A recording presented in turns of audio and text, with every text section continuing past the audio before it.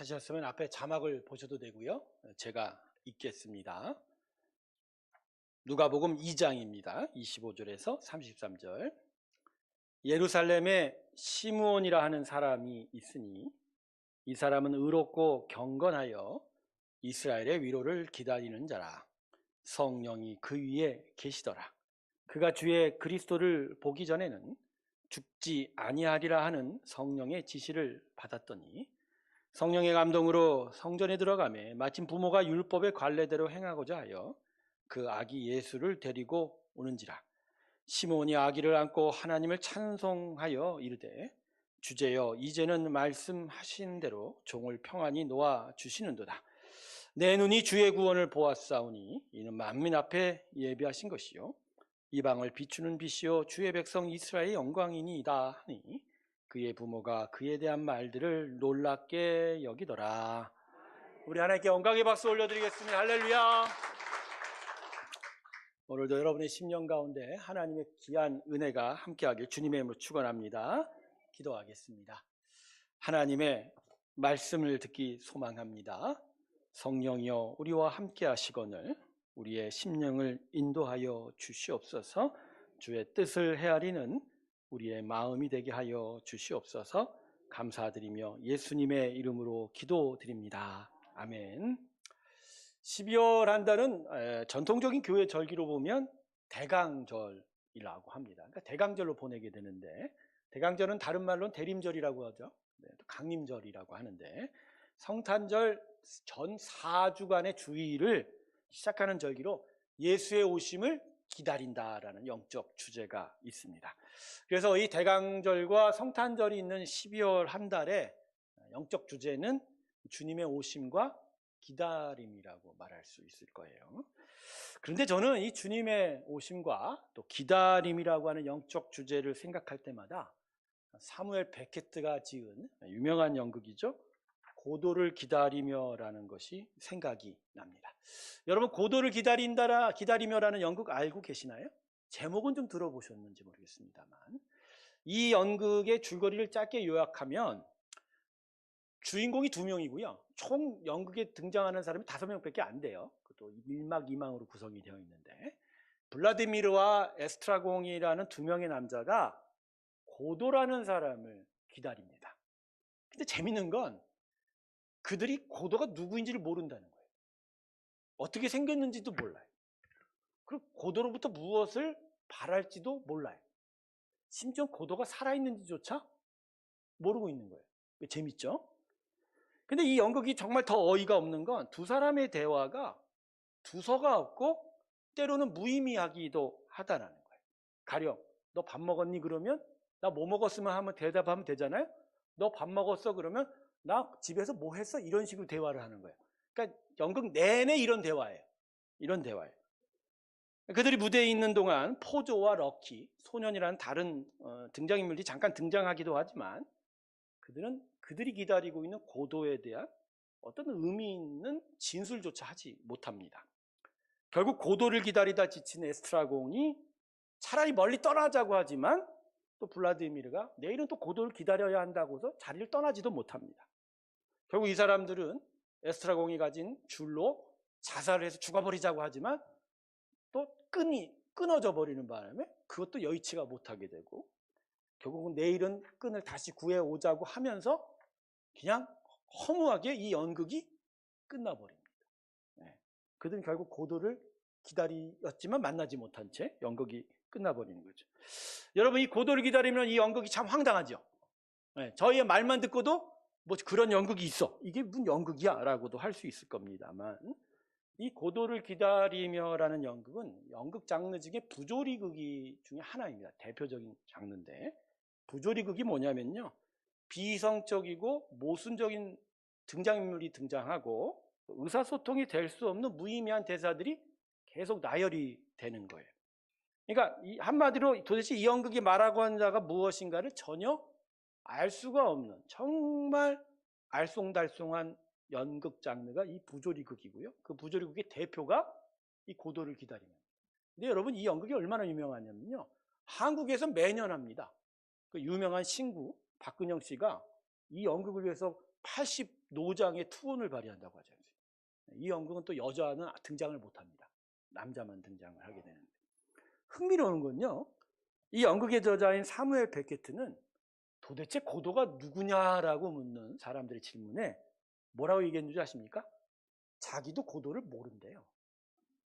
만일 자기가 고도를 알았다면 이 연극 중에 분명히 밝혔을 거라고 그렇게 이야기하는 거예요. 하지만 많은 평론가들이 평가하는 건 이 사무엘 베케트가 프랑스 사람이거든요. 근데 2차 대전의 전쟁의 광포한 폭력과 관계를 피해서 남프랑스에 피신하면서 레시상스를 도와줘요. 그러면서 전쟁이 끝나기를 정말 간절히 바랬던, 그 기다렸던 개인적 경험과 인간의 삶 속에 내재된 보편적인 기다림으로 이 연극을, 희곡을 만들었을 거라고 추측합니다. 그러니까 인간의 어떤 불분명한 기다림에 관해서 불분명한 언어, 대사, 그래서 불분명한 메시지를 가진 연극을 만들게 되었다는 거예요. 그러니까 사무엘 베케트가 자기도 모르는 고도, 이것을 이야기하면서 연극을 보는 관객들에게 이렇게 얘기하는 거예요. 당신은 도대체 무엇을 기다리고 있습니까? 그 기다림은 도대체 정체가 무엇입니까? 라고 아주 깊은 메시지를 던지는 게 이 고도를 기다리며라는 연극인 거예요. 근데 사실 이 사무엘 베케트가요, 유럽의 지성인이거든요. 여러분, 유럽 땅에서 정말로 큰 전쟁이 2번이나 있지 않았습니까? 제1차 세계대전, 제2차 세계대전. 당시의 유럽의 지성인들은 이 1, 2차 세계대전을 겪으면서 기독교에 대한 깊은 회의감을 갖게 됩니다. 왜냐하면 유럽 사회를 계속 2000년 동안 지배했던 게 교회였어요. 기독교였어요. 근데 그 기독교가 정말 살아있는 나라들에서 전쟁을 일으킨 거예요. 여러분, 독일의 교회가 당시에 95%가 교회에 다녔던 사람들입니다. 그런 기독교 나라에서 어떻게 전쟁을 이렇게 일으킬 수 있을까? 거기에 대한 영국, 프랑스, 이탈리아 같은 주요국들도 다 기독교의 본산지였다는 거죠. 즉 하나님이 살아계시고 하나님의 통치가 있다라고 믿는 그 땅에서 어떻게 이런 광포한 전쟁이 일어날 수 있을까? 이걸 목격하면서 당시 유럽의 지성인들은 진짜 하나님 살아계실까? 하나님의 통치와 천국은 존재할까에 대한 깊은 좌절과 의심, 그리고 허무함을 겪었던 거예요. 그러니까 이런 분위기 속에서 사무엘 베케트도 똑같은 좌절, 허무를 겪으면서 이 고도를 기다리며라는 연극을 만들어낸 겁니다. 분명 사무엘 베케트가 말하는 고도는 신이에요. 메시아예요. 그리스도예요. 대사를 보면 알아요. 그런데도 불구하고 자기는 고도가 누군지도 모른다고 하면서 자기 안에 있는 회의감, 신에 대한 절망과 허무를 이 연극을 통해서 드러내고 있는 거예요. 근데 제가 오늘 이 이야기를 여러분과 하고 싶은 건 바로 이 부분이 이 대림절기의 기다림을 묵상하면서 우리가 함께 나누고자 하는 부분입니다. 이 연극, 이 고도를 기다리며라는 연극이 말하고 있는 불분명한 기다림 말입니다. 그 극 중에 막연한 기대와 기다림으로 지쳐가는 그 두 주인공의 모습이 우리와 비슷하다는 거예요. 우리도 무언가를 기다리는데 그 기다림이 분명치가 않은 거예요. 그리고 그 기다림 앞에서 지쳐가기만 해요. 그러면서 기다리는 자리를 떠나고 싶지만 떠나지도 못하고 있는 그런 혼돈이 우리에게 다가오고 있다는 거죠. 그래서 성도 여러분, 우리는 주님의 오심과 기다림을 기억하는 대림절의 시간 속에서 우리 자신에게 이렇게 물어봐야 합니다. 여러분은 무엇을 기다리고 계십니까? 이 대림절 속에서 예수의 오심의 의미를 기억하며 예수님의 다시 오심을 분명하게 기다리고 있습니까? 정말 예수님의 다시 오심을 기다리고 있으냐? 아니면 이 고도를 기다리며가 얘기하는 도대체 뭘 기다리는지도 불분명하고 도대체 무엇을 기다려야 되는지도 알지 못한 채 의미 없고 불분명한 기다림을 가지고 있는 건 아니냐? 다시 한번 자기에게 물어보십시오. 우리는 무엇을 기다리는 자예요? 믿음은 하나님을 신뢰하는 것이지만 그러나 더하여 하나님을 기대하는 것입니다. 지나간 과거와 현재에 머무는 것이 믿음이 아니라 믿음은 항상 소망하는 바가 있는 거예요. 그래서 믿음은 소망이라고 얘기하죠. 근데 우리는 그 소망 안에서 도대체 무엇을 기대하고 무엇을 바라고 또 무엇이 이루어지기를 원하냐는 거예요. 사랑하는 우리 새롭게 성도 여러분, 하나님의 자녀들은 본질적으로 다시 오실 예수님을 기다리는 자입니다. 예수님께서 다시 오셔서 지금 이 땅에서 이루어져 가고 있는 하나님 나라를 완성시킬 것을 기다리는 거예요. 그리고 최종적인 하나님 나라의 실현이 지금 우리 모두와 이 땅의 모든 불완전한 교회에게 이루어지기를 기다리는 거예요. 그래서 참된 믿음의 사람은 언제나 예수 그리스도를 기다리는 거예요. 어떤 자들은 이미 2000년 전 십자가에 오셨는데 왜 예수님을 기다리냐고 반문하지만 아닙니다, 여러분. 2000년 전 십자가에 오신 예수님으로 이루어진 건 아무나 일부에 지나지 않습니다. 그분이 십자가에 이루신 것은 너무나도 큰 거지만 막혔던 담이 무너진 것뿐이에요. 닫혔던 길이 열렸던 것뿐이에요.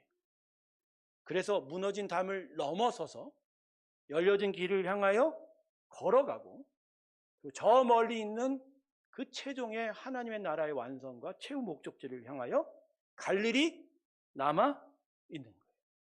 전 그래서 예수께서 올라가신 십자가는 이미 이루어진 것보다 앞으로 우리에게 있을 것에 대한 약속이 더 많다고 생각합니다. 즉 예수님께서 다시 오셔야 되고 그래서 완전한 열매 맺음과 완성이 십자가에서 우리에게 약속되고 있는 거예요. 그래서 예수를 제대로 믿는 자는 예수님의 다시 오심을 항상 기다리는 거예요. 그래서 초대교회 당대의 교회 성도들의 인사는 우리처럼 밥 먹었었습니까? 아닙니다. 샬롬도 아닙니다. 마라나타였어요. 마라나타가 뭐죠? 주 예수여, 주 예수여 오시옵소서. 아람어로 마라나타라고 하는 거예요. 고린도전서 16장 22절에 나오는 주 예수여 오시옵소서가 마라나타. 요한계시록 22장 20절에 나오는 아멘 주 예수여 오시옵소서가 똑같은 마라나타. 그리고 이 마라나타는 당시 초대교회 성도들의 중요한 기도 구절이었다고 전해지고 있습니다. 그러니까 당시 초대교회와 성도들은 언제나 다시 오실 예수님을 기억하고 있었다. 그리고 다시 오실 예수님을 너무 바랬던 거예요. 그 다시 오셔서 이 완전한 구원을, 이 불완전한 구원을 완전하게 이루어 주십시오. 그게 그들의 일상이었고 그들의 믿음이었고 그들의 삶의 전부였다는 거예요. 그래서 성도 여러분, 이번 대방절의 시간 속에서 예수님의 다시 오심을 깊이 묵상하시길 주님의 축원합니다. 예수님 다시 오십니다. 그 다시 오심을 기다리는 우리가 그 기다림을 어떻게 이루어야 되는지에 대한 깊은 묵상이 저와 여러분 가운데 있길 주님의 이름으로 축원합니다. 오늘 말씀은 메시아를 기다렸던 시므온에 대한 이야기입니다. 그는 평생을 메시아가 오기만을 기다렸던 자였어요. 결국은 메시아가 오심을 두 눈으로 목격하였고 더하여 아기 예수를 품에 안아보는 놀라운 은혜를 경험하게 되었습니다. 하지만 누가복음이 이 시므온의 이야기를 기록하고 있는 건 계속하여 기다렸더니 그 기다림의 응답을 받았다가 아닙니다. 오늘 말씀이 전하는 메시지는 시므온이 무엇을 기다렸냐는 거예요. 그 기다림의 정체가 무엇냐는 거예요. 그래서 그 기다림이 이런 식으로 이루어졌다고 얘기하는 거예요. 자, 오늘 본문 25절 한번 다시 한번 볼까요? 우리 다 같이 여러분 25절 같이 읽어주시겠습니다. 읽습니다. 시작.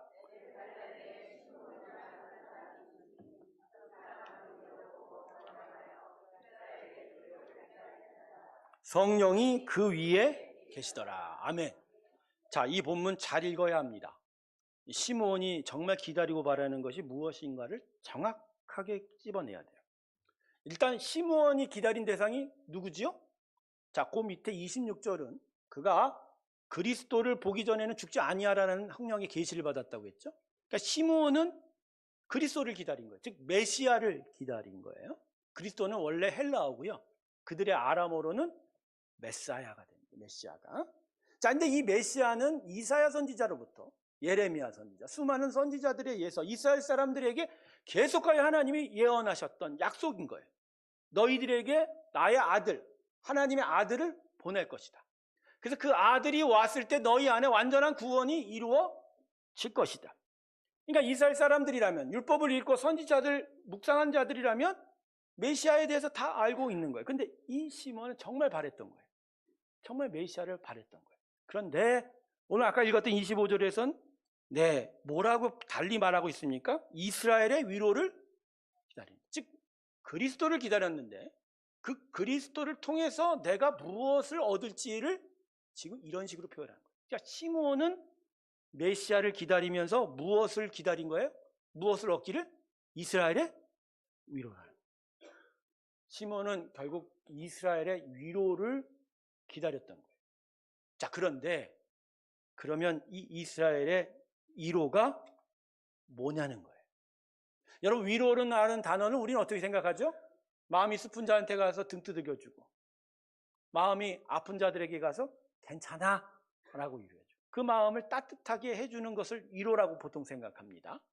그러나 성경이 말하는 하나님의 위로는 그런 수준이 아닙니다. 이것을 구체적으로 기록한 말씀이 그리스도의 오심에 대해서 분명하게 예언하고 있는 이사야서입니다. 그 중에 이사야서 61장이 가장 하이라이트예요. 자, 자막 한번 볼까요? 이사야서 61장 1절부터 3절까지. 자, 여러분 조금 불편하시겠지만 이건 같이 읽어주시는 게 좋겠습니다. 같이 읽습니다. 시작!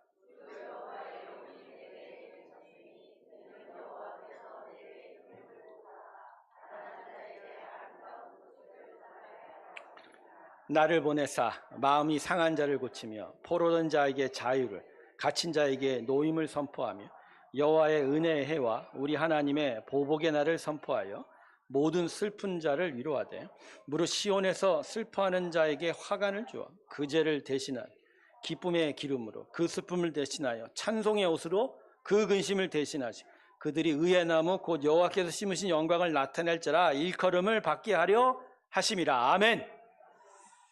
자, 여기서 1절에 얘기하는 가난한 자는 심령이 가난한 거예요. 마태복음 5장에 예수님께서 하신 팔복의 첫 번째 복 있는 자가 심령, 바로 이 이사야서 말씀에서 인용하신 거예요. 근데 이 심령의 가난함이 뭐죠? 돈에 굶주리고 권력에 힘들이고 힘에 굶주린 인생이 아닌 하나님의 은혜에 갈망하는, 그 하나님의 은혜를 배고파하는, 즉 하나님의 은혜가 아니고서는 도무지 구원이 임하지 못하고 이 하나님의 은혜가 아니고서는 도무지 살아갈 길이 없다라고 하는 간절한 심령을 가진 자들을 가난한 자라고 해요.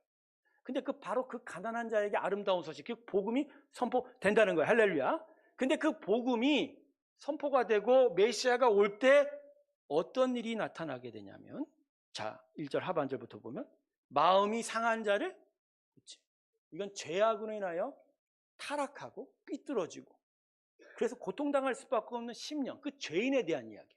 그걸 어떻게 하신다고요? 고치시. 성령을 보내시고 하나님의 말씀이 들어가서 그 심령이 변화가 되는 거죠. 두 번째가 뭐죠? 포로된 자에게 자유. 이거는 사망 권세의 포로, 죄악의 권세에 포로된 자에게 참된 자유가 있게 됩니다. 할렐루야. 구원은 자유예요. 그리고 갇힌 자에게 노임을 선포하면 사망 권세에 갇혀서 죽음 안에 갇혀서 두려움을 갖는 인생들에게 참된 노임, 참된 생명의 영생의 나라를 이루어가게 됩니다. 그러니까 현재의 죄악과 불의와 혼돈에 대해서 하나님의 은혜를 구하는 가난한 자들에게 메시아가 이런 일을 이루고 준다라는 거예요. 그러니까 이게 우리 인간 사회에서 슬퍼하지 마, 잘 될 거야, 이런 식의 위로가 아니에요. 즉 은혜의 나라가 세워질 거고 죄악과 사망의 권세에 대해서 심판의 권능을 행하는 역사가 나타나게 되는 거죠. 그래서 여러분 2절 보세요. 여호와의 은혜의 해. 하나님의 은혜로 이 땅에 생명의 역사를 살리기도 하지만 우리 하나님의 무슨 날이라고요? 보복의 날.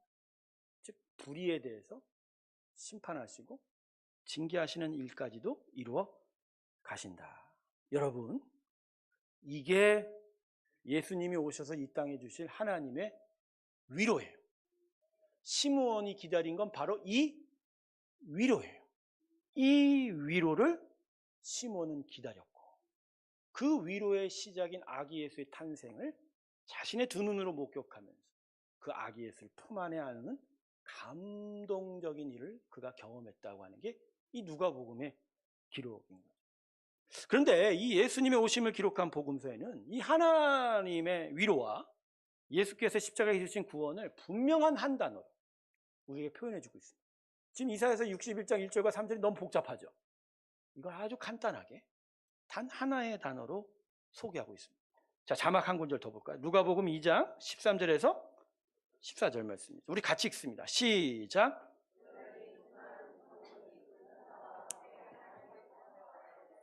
지극히 높은 곳에는 하나님께 영광이요 땅에서는 하나님이 기뻐하신 사람들 중에 평화로다 하니라. 아멘.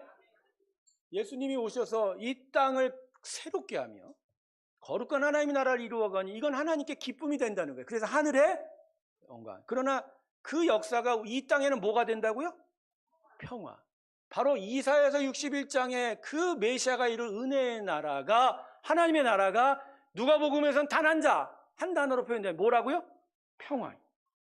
근데 여러분, 이 평화는 흔히 세상이 말하는 평화가 아니에요. 어떻게 보면 평안이에요. 평강이라고 표현되는 거예요.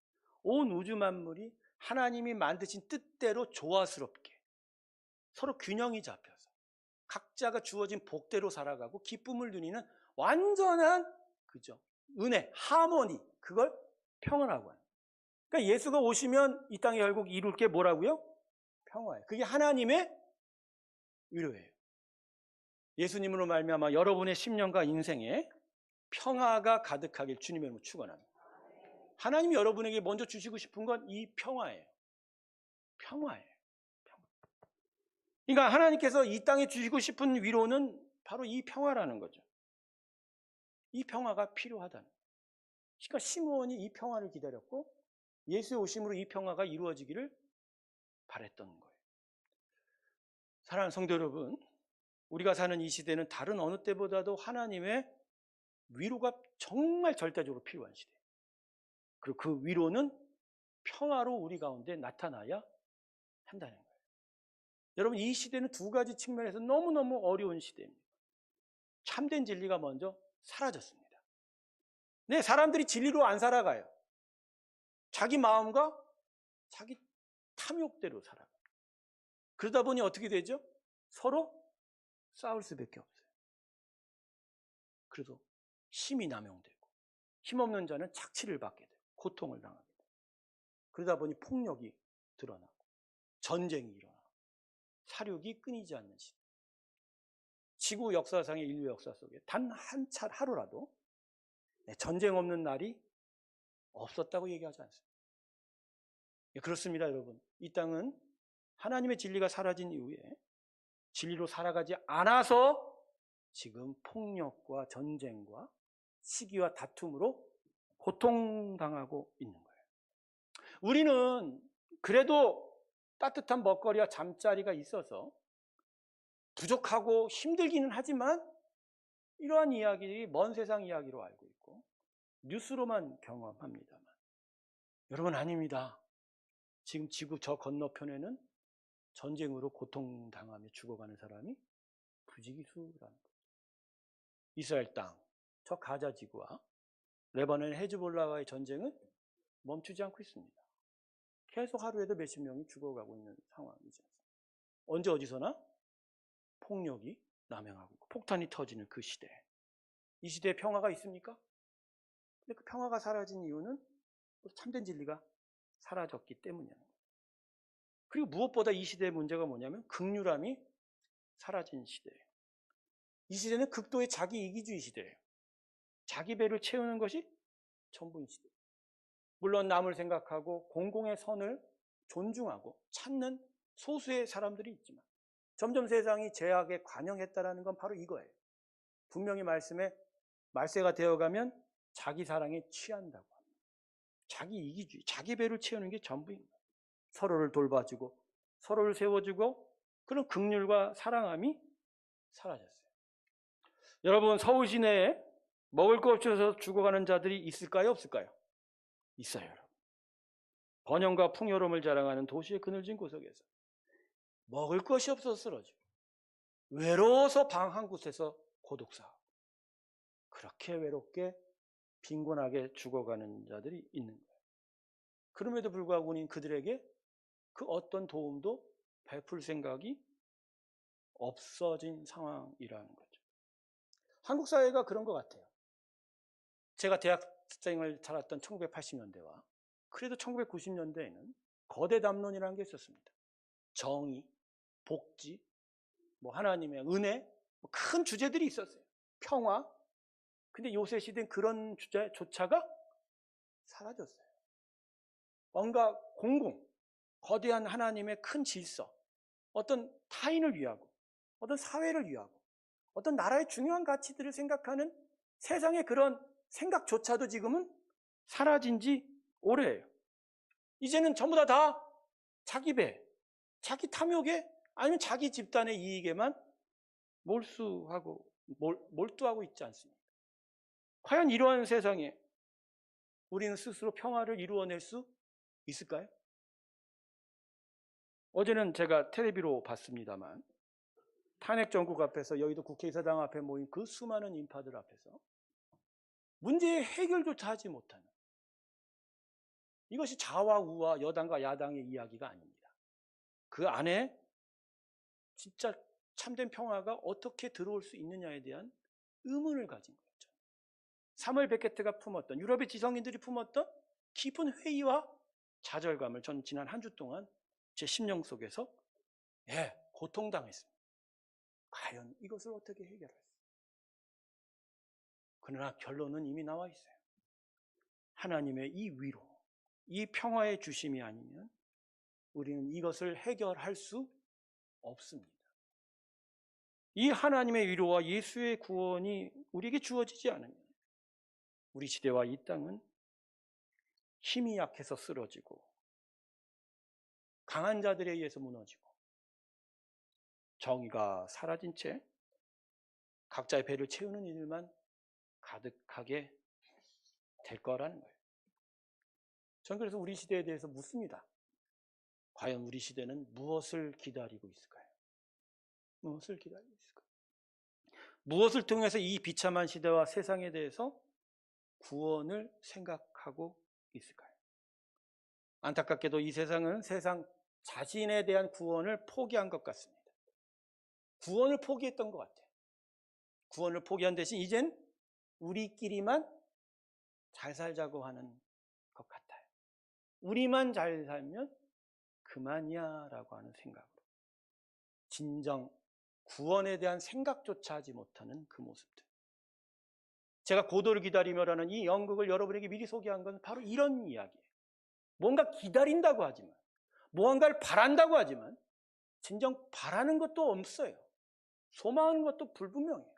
그저 하루하루 내 배만 채우면 된다라고 하는 그 극한 이기주의가, 그 극한 집단 이기주의만이 우리 곁에 남긴 건 아니라는 거죠. 아니라는 것. 저는 이 세상은 정말 희망이 사라진 소망 없는 시대라고 봅니다. 그것을 위해서 하나님께서 예수를 십자가에 보내셨음에도 불구하고 이 세상은, 우리 시대는 그 예수를 외면하고 있는 거예요. 외면하고 있는 거예요. 여러분, 다시 한번 우리 자신에게 묻습니다. 우리는 지금 무엇을 기다리고 무엇을 소망합니까? 우린 정말 오늘 말씀이 가르치는 이 하나님의 참된 위로와 구원을 기다리고 있습니까? 그래서 그러한 기다림으로 오늘도 예수님을 기다리고 끝내는 다시 오실 그 예수님을 기다리고 있습니까? 그래서 그 다시 오실 예수님을 통해서 이 땅에 완전한 평화가 임하기를 간절히 바라고 있느냐는 거예요. 그래서 마음구석에서 하나님을 향하여 이렇게 외치고 있냐는, 마라나타라고. 주 예수여 오시옵소서. 아니면 다른 걸 바라고 계십니까? 하나님을 부르면서, 예수를 부르면서, 그러나 다른 것들이 우리를 행복해 줄 거라고, 다른 것들이 우리를 도와줄 거라고 생각하고 있는 건 아닌가요? 예수를 부르면서 혹시 여러분이 바라는 건 세상의 돈이 아닙니까? 세상의 재물이 아닙니까? 세상의 권력이 아닙니까? 내가 힘을 가지면 된다고 생각하는 건 아닌가요? 아니면 세상의 정치와 권력과 힘들에게 여전히 기대와 미련을 두고 계십니까? 세상은 세상대로 굴러갈 겁니다. 하나님은 완전하게 무너지기를 원치는 않으시는 것 같아요. 곳마다 역사에 개입을 하십니다. 그렇지만 구원을 베풀지는 않으세요. 정치와 사회에는 구원을 하나님 원치 않습니다. 하나님의 자녀들에게 구원을 베푸실 겁니다. 그리고 그 심령에 예수를 부어주시고 성령의 은혜로 그들이 이 땅이 아닌 하나님의 나라를 바라보고 죽음을 넘어서는 영원한 생명의 나라를 향하게 가게 할 것입니다. 그리고 그 자들이 이 땅에 그래도 정의를 세워가기를 원하시고 하나님의 온전한 선한 나라를 세우기를 바라시는 게 하나님의 뜻이라는 거예요. 여러분 다시 물으십시오. 우리는 지금 무엇을 기다리고 있습니까? 우리는 무엇을 바라고 있습니까? 성도 여러분, 예수님만이 우리를 구원하실 수 있습니다. 예수의 십자가 구원만이 우리를 위로할 수 있습니다. 여러분 예수님을 기다리십시오. 예수님을 기다리십시오. 예수님 안에 참된 구원이 있고 참된 위로가 있고 참된 평화가 있습니다. 2000년 전 십자가에 오신 예수님의 결론은 구원이고 평화입니다. 그리고 다시 오실 예수님이 십자가에서 이루신 일들을 이제 완성시키실 겁니다. 그게 우리 기다림이에요. 우리의 바랄 거예요. 그래서 오늘 이 혼돈스럽고 불완전한 세상 속에서도 우린 그 기다림으로 예수의 다시 오심을 바라볼 겁니다. 우리의 기대는 중도에 포기되지 않을 겁니다. 실패로 끝나지 않을 겁니다. 허망하게 무너지지 않을 겁니다. 반드시 예수의 다시 오심으로 완성이 될 거고 끝내 이기게 될 것입니다. 우리에게 최후 승리가 주어질 겁니다. 여러분 이것을 믿으십니까? 이 믿음이 저와 여러분 가운데 있길 주님의 이름으로 축원합니다. 아까도 말씀드렸지만 일주일 내내 우리 앞에 벌어진 사태를 앞에서 너무너무 마음이 아팠어요. 1980년대 대학을 다녔던 저의 마음속에 아팠던 그 고통이 다시 살아나는 것 같았습니다. 그러나 그때는 좌절했었어요. 그때는 울분했었어요. 하지만 지금은 달랐던 나를 다시 감사했습니다. 나에겐 아픔이 있고 울분이 있었지만 그러나 예수님이 함께 하신 거라는 거예요. 어젯밤 그 추운 날 국회의사당에 모였던 자들의 울분과 그 아픔과 그 상처 속에 저는 무엇보다 예수님이 주신 이 평화가 임하기를 소망합니다. 예수님의 그 은혜가 임하기를 소망합니다. 그래서 당장의 문제 해결이 아닌 당장의 문제 해결만을 바라보는 것이 아니라 영원한 생명의 나라와 하나님의 완전한 평화를 위하여 구하는 귀한 믿음의 역사들이 그들 가운데 있기를 바란 거예요. 사랑하는 성도 여러분, 예수님을 예수님의 오심을 기다리는 이 대강절기에 진짜 예수님을 참되게 기다리는 믿음의 고백들이 더 분명해지길 주님의 이름으로 축원합니다. 예수 아니면 구원이 없습니다. 예수 아니면 참된 평화가 없음을 마음에 기억하면서 현재 우리가 목도하고 있는 혼돈을 믿음으로 이겨가시고 하나님의 진정한 위로를 바라시며 그 위로의 완성을 위해 기도하는 저와 여러분이 되시길 주님의 이름으로 축원합니다. 기도하겠습니다. 예수님을 기다립니다. 예수님 안에 참된 평화와 구원이 있음을 믿습니다. 주 예수여 오시옵소서. 이곳에 이 혼돈의 땅에 당신의 은혜의 해를